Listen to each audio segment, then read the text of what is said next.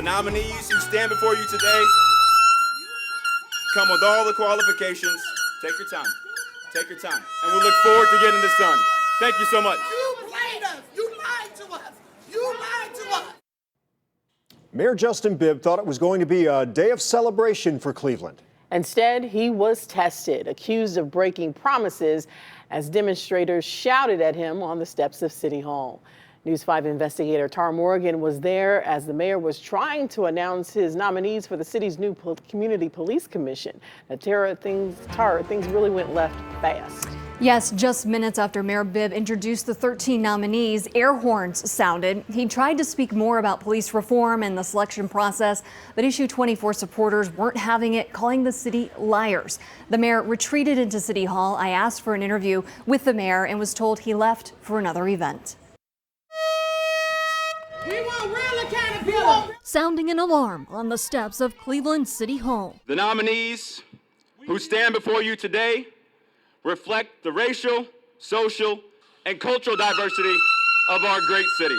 Drafters and supporters of Issue 24 calling out the city, saying it did not follow the charter amendment's language correctly. They lied. They lied. We didn't vote for this. We led an extensive public engagement process with community leaders, faith leaders, and legal experts in this city. The mayor's introduction of the nominees comes nearly 1 year after voters approved Issue 24. To both delay and screw it up simultaneously is simply unacceptable. The principal drafter, Subodh Chandra, says the charter amendment requires 5 specific categories to be fulfilled, including a family member or victim of police violence or an attorney with experience pursuing police misconduct, either as a prosecutor or in a civil manner. When I first saw the list, I thought it was a commendable list of people. According to the charter amendment, a single member can fulfill more than one, but Chandra says what can't happen, 1 or more of the 5 be ignored. Unfortunately, it appears as though city leaders have deliberately flouted that and are engaging in a tortured interpretation that they only need to pick from one of those 5 categories. That's simply incorrect. City Law Director Mark Griffin says they are confident in their interpretation. We don't agree. We believe that we completely meet the charter to have the most diverse socioeconomic group we could have.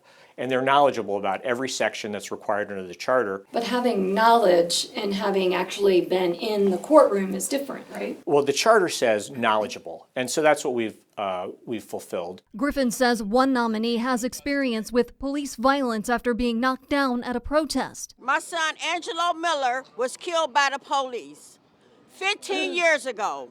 And the city continues to do what they want to do. Alicia Kirkman says they will challenge this legally. We're going to continue to fight. It's not over. They're going to do it the exact way it was wrote. They're going to do it the exact way that the people voted for. We have always known there'd be legal challenges, and we expect to prevail. Chandra says he personally briefed then candidate Bibb at his request on the charter initiative and says Bibb knew and understood and appreciated multiple categories need to be represented on the commission. Tara, I saw within the last hour the mayor did tweet, and the mayor also released a statement. Yes, he did. He says he accepts the law director's interpretation that it was done in good faith and won't let interruptions or distractions stand in the way of Cleveland's progress. I'm News 5 investigator Tara Morgan.